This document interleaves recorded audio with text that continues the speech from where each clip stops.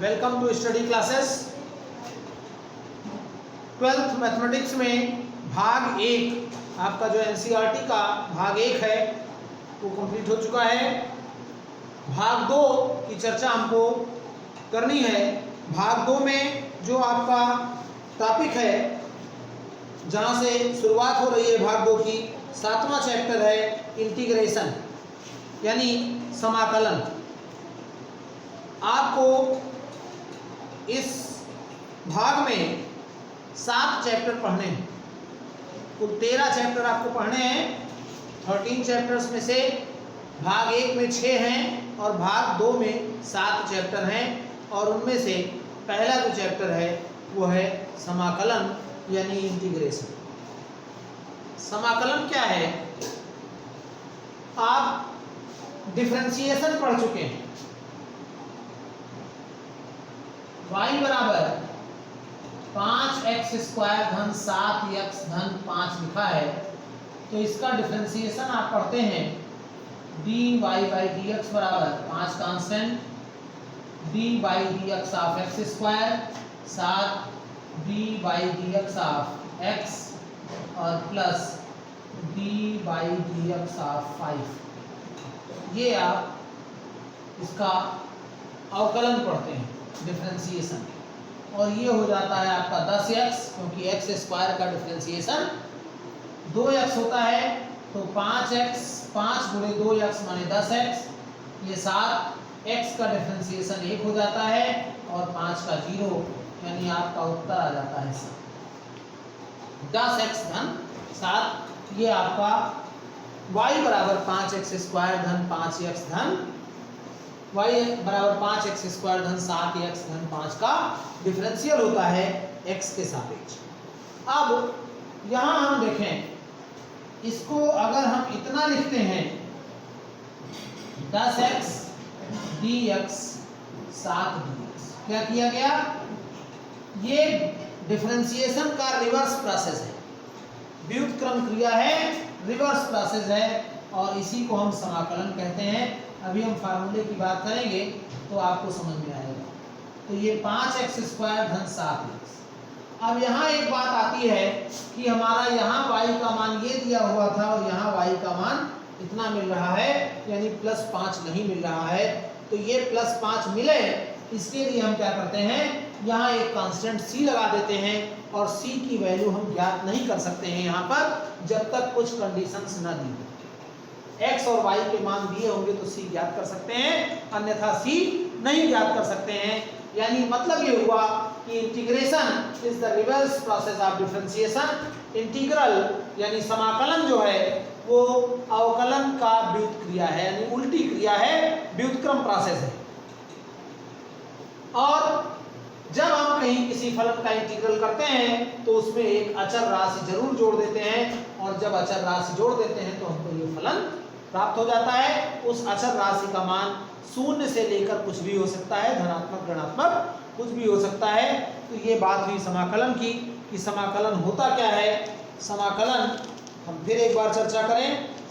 जो अवकलन की क्रिया है, अवकलन का व्युत्क्रम जो प्रोसेस है, व्युत्क्रम प्रक्रम को हम समाकलन कह सकते हैं, यानी अवकलन के व्युत्क्रम प्रक्रम को समाकलन कहते हैं। अगर हम किसी फलन का अवकलन कर रहे हैं, जो हमको मान प्राप्त हो रहा है उसका हम अगर समाकलन कर दें तो हमको दिया गया मूल फलन पुनः प्राप्त हो जाएगा। यानी x की घात 2 का अवकलन किया गया तो 2x आया। अब अगर 2x का हम समाकलन करते हैं तो फिर हमको x स्क्वायर प्राप्त हो जाएगा। तो अब इनके सूत्र क्या होंगे, किस प्रकार से हम इंटीग्रल करेंगे, इसकी बात देखते हैं। यहाँ d by dx of x power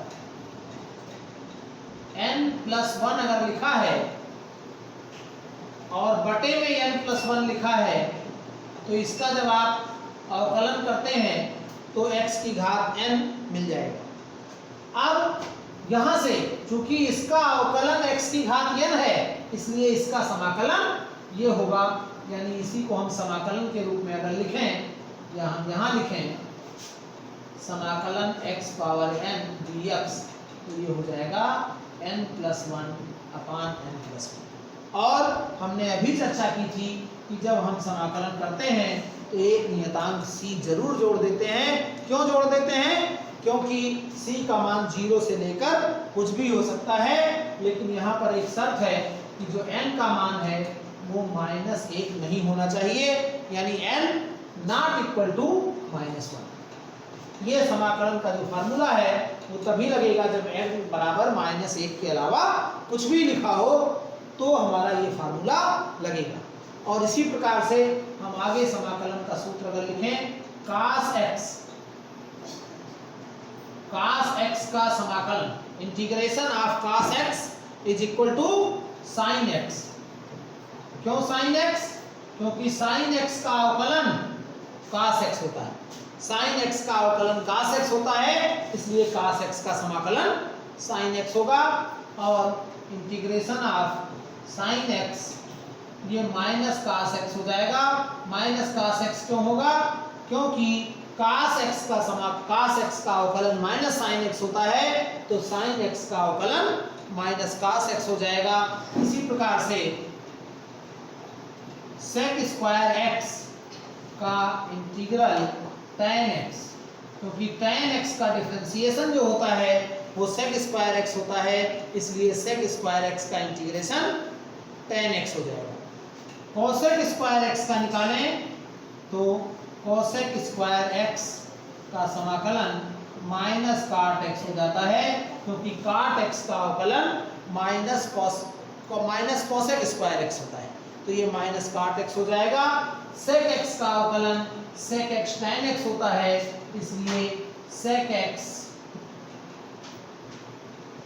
x tan x का जो समाकलन होगा वो sec x हो जाएगा। और प्लस सी हम जरूर जोड़ेंगे, प्लस सी के बिना काम नहीं चलेगा, यह आप ध्यान रखिए।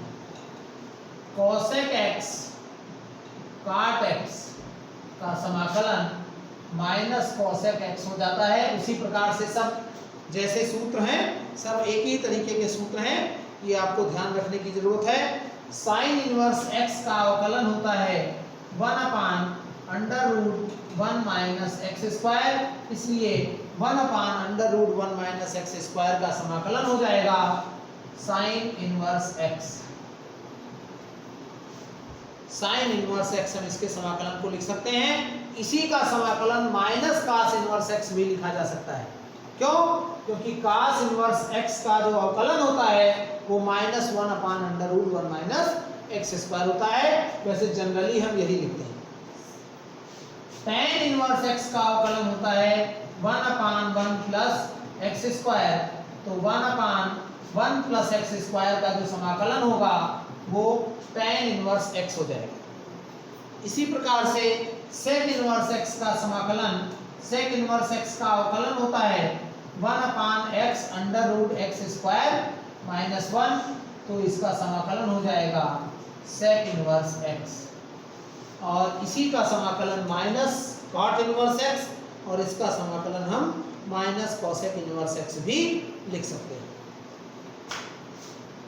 e⁻x का समाकलन e⁻x होता है, यह आप ध्यान रखेंगे। e माने एक्सपोनेंशियल यानी चर घातांकीय, लेकिन 1e⁻x का समाकलन 1e⁻x नहीं होगा। e की घात और 1 की घात में अंतर है। डिफरेंशियल पढ़ाते समय हमने इसकी चर्चा की है। 1e⁻x लिखा है तो इसका समाकलन log a बेस e भी रहेगा नीचे। अब यहाँ एक फार्मूला जो बहुत महत्वपूर्ण भी है कि ये सूत्र तभी लगेगा जब n बराबर -1 नहीं है, लेकिन अगर n बराबर -1 है तो क्या होगा? तो चूंकि log x का अवकलन ये 1/x यानी x की घात -1 अगर लिखा है, x की घात -1 लिखा है, तो इसका मतलब हुआ 1/x, और log x का अवकलन 1/x होता है, इसलिए 1/x का समाकलन log x हो जाएगा और प्लस एनी कांस्टेंट c। तो ये हमारे जो बेसिक फार्मूले हुए, इनका प्रयोग हम करेंगे। और यहाँ प्रत्येक सूत्र में आप ये भी देखते हैं कि किसी सूत्र की सहायता से, यानी डिफरेंशियल जैसे हम करते थे उसी प्रकार से इंटीग्रेशन कर सकते हैं। यहाँ एक बहुत बड़ी समस्या आ जाती है कि चूंकि डिफरेंशियल और इंटीग्रल एक दूसरे के रिवर्स प्रोसेस हैं, व्युत्क्रम प्रक्रम है, इसलिए हम इंटीग्रल का सूत्र याद रखते हैं, डिफरेंशियल में वो चला जाता है, डिफरेंशियल वाला इंटीग्रल में चला आता है। इस बात का आप विशेष ध्यान रखेंगे कि इस तरीके की त्रुटियां न होने पाए। आप विशेष ध्यान देकर इन सूत्रों को पढ़ेंगे। अब हम इंटीग्रेशन की बात करेंगे, कुछ सवालों को करेंगे। इंटीग्रेशन डिफरेंशिएशन अगर आ रहा है आपको तो आप इंटीग्रेशन कर सकते हैं, लेकिन यहाँ पर एक महत्वपूर्ण बात ये भी है कि सूत्र ज़्यादा हैं और सूत्र में कंफ्यूजन ज़्यादा हो जाता है, जिससे गलती होने की संभावना ज़्यादा रहती है। तो इस त्रुटि का आप विशेष ध्यान रखेंगे। अगर हम एक सवाल देखें, लिखा है x की घात 10 का समाकलन करना है, तो आपने पढ़ा x की घात n का समाकलन x की घात n प्लस 1 अपान n प्लस 1, तो यहाँ हो जाएगा 10 प्लस 1 बटा 10 प्लस 1 माने x की घात 11 बटे 11। जनरली यही लिख दिया जाता है, लेकिन हमने आपको बताया कि एक नियतांक जरूर जोड़ते हैं, और नियतांक अगर नहीं जोड़ते हैं तो इंटीग्रल हमारा पूरा नहीं होता है। हमने बिल्कुल शुरू आज का बिल्कुल शुरू का लेक्चर देखिए आप, वहाँ पे अगर हमने नियतांक न जोड़ा होता तो जो हमारा फलन था वो था 5x² धन 7x धन 5, तो धन 5 ना आता। तो वो धन 5 प्राप्त करने के लिए हमको यहाँ एक नियतांक की जरूरत है। c एक स्वेच्छ अचर होता है जिसे समाकलन नियतांक भी कह देते हैं, इंटीग्रल कांस्टेंट या इंटीग्रेशन कांस्टेंट कह दिया जाता है। तो इस प्रकार से हम इसको कर सकते हैं। कुछ और सवाल देखें। x की घात 3/2 7 भी लगा है, तो 7 तो कांस्टेंट है, बाहर हो जाएगा, और 3/2 का समाकलन आप जैसे करते आए हैं 3/2 धन 1 बटे 3/2 धन 1 और प्लस c यानी 7 x की घात 5/2 और बटे 5/2, और ये 2 ऊपर चला जाएगा यानी 14/5 x की घात 5/2 और धन c। आपका ये फाइनल उत्तर हो जाएगा 7x की घात 3/2। हालांकि ये सवाल बहुत महत्वपूर्ण नहीं है, इस तरीके के सवाल ना तो पूछे जाने वाले हैं और ना पूछे जाते हैं, लेकिन जब तक आप प्रैक्टिस नहीं करेंगे धीरे धीरे ही हम यहाँ से आगे की ओर बढ़ेंगे। जो सवाल पूछे जाते हैं वहाँ तक पहुँचने के लिए हमको इनको करना आवश्यक है, बिना इनको किए हम वहाँ तक नहीं पहुँच सकते हैं। इसलिए आप प्रैक्टिस करने का प्रयास करें। तमाम सवाल इस तरीके के लेकर आप प्रैक्टिस कर सकते हैं। अगला एक प्रश्न देखें। इंटीग्रल x² अपान 1 माइनस x पावर 4 या x पावर 4 अपान 1 प्लस x², ये क्वेश्चन देखें। ये इंपॉर्टेंट भी हो सकता है, तो इसको हम i लिख सकते हैं, इंटीग्रल को हम i से लिखते हैं, तो इंटीग्रेशन करना है इसका। अब यहाँ थोड़ा सा ये कठिन हो जाएगा, +1 -1 -1 पहले लिख लीजिए, +1 अलग, 1 प्लस x², इतने को एक साथ रखेंगे, x की घात 4 माइनस 1 और x² + 1 और dx, और 1/1 प्लस x² dx। इसका हम गुणनखंड कर सकते हैं, और गुणनखंड हमारा होगा x² - 1 और x² + 1 और x² + 1 कट जाएगा, और आपके पास बचेगा 1 प्लस x² यहाँ बचेगा, ये कट जाएगा, यहाँ बचेगा x² dx माइनस dx और प्लस 1/1 प्लस x² dx। और इसका आप जानते हैं यही फार्मूला लग जाएगा, x² का इंटीग्रल करेंगे तो आएगा x पावर 3/3। इसका यही फार्मूला फिर लगेगा, x की घात 0 लिखा है तो x की घात 0 धन 1/0 धन 1 माने x की घात 1/1 और इसका फार्मूला आपको हमने पढ़ाया है अभी tan इनवर्स x और प्लस c। तो ये आपका उत्तर हो जाता है। महत्वपूर्ण सवाल हो सकता है ये। तो ये सवाल इस तरीके से किए जा सकते हैं। अगला एक प्रश्न है sine square x minus cos square x, sine square x minus cos square x upon sine square x into cos square x, और इसका इंटीग्रल हमको करना है। तो हमारे पास क्वेश्चन है sine square x minus cos square x upon sine square x into cos square x, और समाकलन करने के लिए इनको हम अलग अलग कर लें। अलग अलग करेंगे तो हमारा सवाल बनेगा sine square x upon sine square x cos square x और dx, और minus cos square x upon sine square x cos square x dx। अब यहाँ साइन स्क्वायर एक्स कट जाएगा, 1/कास स्क्वायर एक्स को हम लिख सकते हैं सेक स्क्वायर एक्स, और यहाँ कास स्क्वायर एक्स कटेगा, 1/साइन स्क्वायर एक्स को लिख सकते हैं कोसेक स्क्वायर एक्स।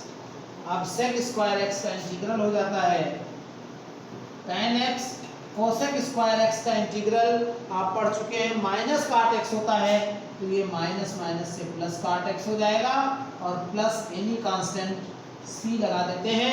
हम इसकी चर्चा कई बार कर चुके हैं कि बिना कांस्टेंट लगाए इंटीग्रल कंप्लीट नहीं होगा। इसी क्रम में अगर हम अगला देखें, एक इंटीग्रल है tan स्क्वायर x का इंटीग्रल करना है। तो tan स्क्वायर x का इंटीग्रल का कोई फार्मूला आपको नहीं पढ़ाएगा। tan स्क्वायर x का सीधा कोई इंटीग्रल नहीं होता है, काट स्क्वायर x लिखा हो तब भी कोई इंटीग्रल नहीं होगा। तो इसको हम क्या लिखेंगे, सेक स्क्वायर x माइनस 1। आपको ये ध्यान रखना होगा कि त्रिकोणमिति का बहुत बड़ा रोल है यहाँ। इंटीग्रेशन त्रिकोणमिति कक्षा 10 में शुरू होती है, 11 में खत्म हो जाती है, लेकिन आगे अगर त्रिकोणमिति नहीं आती है तो बहुत बड़ी प्रॉब्लम होगी। तो बेसिक कॉन्सेप्ट आपको निश्चित रूप से आना चाहिए। अगर आप कहीं से समस्या हो रही है तो आप हमारे दूसरे क्लास के वीडियो पर जा सकते हैं, प्लेलिस्ट बनी हुई है। हमारे चैनल पर आप प्लेलिस्ट खोलिए तो उस प्लेलिस्ट में आपको त्रिकोणमिति मिलेगी। उस त्रिकोणमिति को आप देखकर वहां से बेसिक कॉन्सेप्ट पढ़ सकते हैं। तो आपका sec square x minus 1 dx हो गया, क्योंकि sec square x minus tan square x बराबर 1 होता है, इसलिए हम सेक स्क्वायर एक्स माइनस 1 लिख सकते हैं tan स्क्वायर एक्स। और अब हम इसको sec square x dx minus dx लिख सकते हैं। सेक स्क्वायर एक्स का समाकलन होता है tan x, और माइनस इसका आप पढ़ चुके हैं x होता है, और प्लस c। तो ये आपका tan x minus x plus c, ये फाइनल उत्तर हो जाता है। इस तरीके से ये प्रश्न हम कर सकते हैं। अगला एक प्रश्न अगर हम लें, ये इंपॉर्टेंट भी हो सकते हैं प्रश्न, ये आप ध्यान रखेंगे। 1 प्लस साइन 2x या 1 माइनस साइन 2x कुछ भी लिखा है तो, और अंडर रूट लगा हुआ है, तो इसका हम समाकलन कैसे करें। इसको हम लिख सकते हैं cos square x plus sine square x plus 2 sine x cos x. Sine 2x को 2 साइन एक्स कास एक्स लिखते हैं, और 1 को साइन स्क्वायर एक्स धन कास स्क्वायर एक्स लिख सकते हैं। यानी ये हमारा हो गया कास एक्स प्लस साइन एक्स का होल स्क्वायर हो जाएगा। अंडर रूट के बाहर है तो होल स्क्वायर हट जाएगा, और कास एक्स का समाकलन प्लस साइन एक्स का समाकलन plus integration of sine x. और इस प्रकार से आप कास एक्स और साइन एक्स का समाकलन लिखकर जो आपका उत्तर है वो लिख सकते हैं। क्योंकि कास एक्स का समाकलन होता है साइन एक्स, और साइन एक्स का समाकलन होता है माइनस कास एक्स और प्लस एनी कांस्टेंट सी। तो आपका जो उत्तर है वो हो जाएगा sine x minus cos x plus c. तो इस तरीके से आपको इंटीग्रेशन की प्रैक्टिस करनी है। आगे बढ़ते हैं। एक महत्वपूर्ण सवाल हो सकता है 1/1 प्लस साइन एक्स का समाकलन कैसे करेंगे। 1/1 प्लस साइन एक्स का समाकलन करना है। क्या करेंगे इसके लिए 1 माइनस साइन एक्स से ऊपर नीचे गुणा कर देंगे, यानी परमेयीकरण करना जिसको कहते हैं हम, वो कर देंगे यहाँ ये साइन एक्स। तो ऊपर क्या हो जाएगा 1 माइनस साइन एक्स और नीचे हो जाएगा 1 माइनस साइन स्क्वायर एक्स। अब हम इसको लिख सकते हैं 1 minus sine x, 1 minus sign square x को ही कॉस स्क्वायर एक्स लिखा जाता है। साइन स्क्वायर एक्स धन कॉस स्क्वायर एक्स बराबर 1 होता है। इसको हम इतना भी लिख सकते हैं 1 cos square x B x minus sine x upon cos square x B x. 1 cos square x का मतलब होता है सेक स्क्वायर एक्स, और इसको लिख सकते हैं साइन अपान कॉस माने टेन और 1 कॉस माने सेक एक्स। तो सेक एक्स टेन एक्स और D x. Sec square x का इंटीग्रल आप पढ़ चुके हैं, टेन एक्स होता है, और सेक एक्स टेन एक्स का इंटीग्रल सेक एक्स होता है। तो आपका जो उत्तर है वो हो जाएगा tan x minus sec x. बहुत इंपॉर्टेंट प्रश्न ये हो सकता है। इसी प्रकार से इसके और सवाल हो सकते हैं 1/1 माइनस साइन एक्स हो सकता है, तो 1 प्लस साइन एक्स से ऊपर नीचे गुणा कर देंगे, और इसी प्रकार से ये सवाल हो जाएगा। यहाँ पर प्लस आएगा, ये प्लस आएगा, यहाँ प्लस आएगा, तो ये आपका उत्तर प्लस में आएगा। अगला 1/1 माइनस कॉस एक्स हो सकता है, तो 1 प्लस कॉस एक्स से ऊपर नीचे गुणा कर देंगे। 1/1 माइनस कॉस एक्स हो सकता है, तो 1 माइनस कॉस एक्स है, इसलिए 1 प्लस कॉस एक्स से ऊपर नीचे गुणा कर देंगे, और इस प्रकार से हम इन प्रश्नों को आसानी से कर सकते हैं। एक अगला प्रश्न हो सकता है 2017 में पूछा भी गया है परीक्षा में। तो क्या होगा sec x plus tan x, एक इंटीग्रल है sec x plus tan x upon sec x minus tan x, और ये इंटीग्रल हमको फाइंड करना है। नीचे sec x minus tan x लिखा है, अगर हम sec x plus tan x से ऊपर नीचे गुणा कर दें तो नीचे a minus b a plus b हो जाता है, यानी a square minus b square हो जाता है, और sec square x minus tan square x बराबर 1 होता है। तो नीचे आपका 1 हो जाएगा कब, अगर हम sec x plus tan x से ऊपर नीचे गुणा कर दें, ऊपर होल स्क्वायर हो गया और नीचे हो जाएगा sec x minus tan x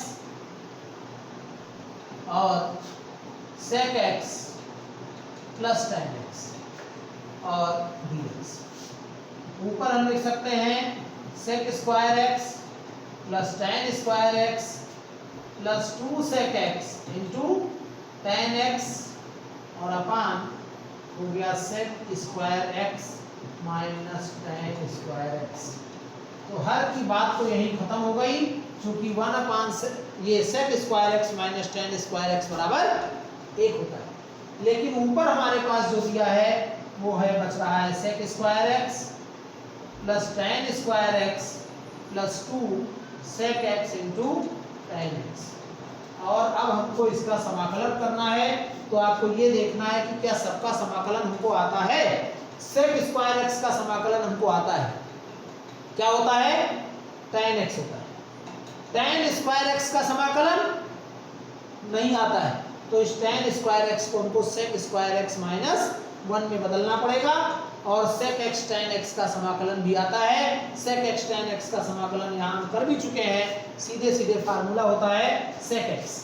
तो हम इसको क्या लिखेंगे, ये हमारा सेक स्क्वायर एक्स हो गया ये हो गया sec स्क्वायर x माइनस 1 और ये हो गया 2 sec x into tan x और ये dx। तो अब हमारे पास हो जाएगा 2 sec square x dx plus 2 sec x into tan x dx और माइनस dx माइनस 1 तो dx हो गया। और अब आप इसका समाकलन sec स्क्वायर x का tan x ये हो गया 2 sec x tan x का समाकलन sec x होता है माइनस dx का समाकलन x हो जाएगा और प्लस। तो ये हमारा उत्तर हो गया। ये हम कुछ ऐसे प्रश्नों की चर्चा कर रहे थे जो हमारे सीधे फार्मूले पर आधारित थे या कुछ फार्मूले पर आधारित नहीं थे, तो कुछ ऐसे प्रश्न भी थे जो फार्मूले पर तो आधारित नहीं थे लेकिन उनको हम त्रिकोणमिति दी हुई थी तो त्रिकोणमिति की सहायता से उनको हम थोड़ा सा परिवर्तित करके कुछ आसान कर सकते हैं और उसके बाद हम उसका इंटीग्रल कर सकते हैं। या कुछ बहुपद दिए हुए थे अंश और हर में तो परमेय व्यंजक हो गए और उन परमेय व्यंजक को थोड़ा सा सरल करने के बाद हम इंटीग्रल की प्रोसेस में आ जाते हैं और हमने समाकलन किया। समाकलन बहुत पढ़ना है और समाकलन से मुझे लगता है कि करीब आपको 12-13 नंबर का प्रश्न निश्चित रूप से मिलना है। एक चैप्टर आपको पढ़ना है डेफिनेट इंटीग्रल। डेफिनेट इंटीग्रल से एक 8 नंबर का प्रश्न आता ही है। 8 नंबर का प्रश्न वो हो गया और इस तरीके से छोटे जैसे ये 2017 में पूछा गया है, ये 2009, 2010, 2012 में पूछा गया है, तो इस तरीके के प्रश्न पूछे जा सकते हैं। तो कुल मिला के इससे आप 12-13 नंबर इंटीग्रल से ही मिल सकता है आपको, लेकिन तभी मिल सकता है जब आप बहुत मेहनत से इसको प्रैक्टिस करेंगे। गणित हम बार बार कह रहे हैं प्रैक्टिस करने की जरूरत है। अगर आप प्रैक्टिस ढंग से नहीं करते हैं तो आपको मैथमेटिक्स में प्रॉब्लम होगी। प्रैक्टिस बहुत आवश्यक है। तो इस प्रकार से ये थोड़े से सरल सवाल हुए जो सीधे फार्मूले पर आधारित थे। हम चर्चा करेंगे प्रतिस्थापन द्वारा समाकलन। प्रतिस्थापन द्वारा समाकलन का मतलब हुआ जैसे यहाँ पर हमारे पास sec स्क्वायर x का समाकलन था तो हमने tan x कर लिया, लेकिन sec स्क्वायर 2x होता तो समाकलन कैसे करते, इसकी चर्चा हम अगले लेक्चर में करेंगे। आप आज जो फार्मूले लिखाए गए उन फार्मूलों का प्रयोग करके जो तमाम सवाल हो सकते हैं प्रैक्टिस करें, अभ्यास करेंगे तो आपको इंटीग्रेशन आ जाएगा। डिफरेंशिएशन आपका कंप्लीट होना चाहिए। इंटीग्रेशन आप कंप्लीट कर लेंगे ये वाला तो आपका जो प्रतिस्थापन द्वारा समाकलन पढ़ना है उसको आप ढंग से कर पाएंगे। जब तक आप प्रतिस्थापन की सहायता से समाकलन नहीं कर सकते हैं तब तक बहुत समस्या होनी है। इंटीग्रेशन बाय सब्स्टिट्यूशन, इसकी चर्चा हम अगले लेक्चर में अगले सेशन में करेंगे। स्टडी क्लासेस पर अगर आप नए हैं तो study classes bye Ajay Mehrotra को YouTube पर सब्सक्राइब कर लीजिए, बेल आइकन को प्रेस कर दीजिए जिससे इस पर आने वाली वीडियोस के नोटिफिकेशन आपको मिलते रहें और आप उन वीडियो की सहायता से अपना जो सिलेबस है उसको ठीक प्रकार से तैयार कर पाएँ। हम आपको पूरा कंटेंट अवेलेबल करा रहे हैं। हम भरसक प्रयास कर रहे हैं कि आपको हम ज़्यादा से ज़्यादा YouTube पर अवेलेबल करा पाएँ जिससे आप अपना सिलेबस अच्छे से पढ़ सकें, कहीं भी रहकर आप अपनी तैयारी ठीक प्रकार से कर पाएँ। तो study classes bye Ajay Mehrotra को अगर आपने अभी तक सब्सक्राइब नहीं किया है तो सब्सक्राइब करके बेल आइकन को प्रेस कर दीजिए ताकि इस पर आने वाली वीडियोस के नोटिफिकेशन आपको मिलते रहें और आप उनका बेहतर लाभ ले पाएँ। वीडियो को लाइक और शेयर अधिक से अधिक करें। आप हमसे टेलीग्राम पर भी जुड़ सकते हैं। स्टडी क्लासेस अजय मेहरोत्रा बीच में अंडरस्कोर लगाते हुए आप सर्च करेंगे तो आपको स्टडी _क्लासेस _अजय _मेहरोत्रा पर आप सर्च करेंगे तो इस लिंक पर आप हमसे टेलीग्राम पर जुड़ सकते हैं जहां आपको काफ़ी कुछ content 9th to 12th mathematics and physics available मिलेगा। अगले सेशन में हम इंटीग्रेशन बाय सब्स्टिट्यूशन की बात करेंगे। धन्यवाद।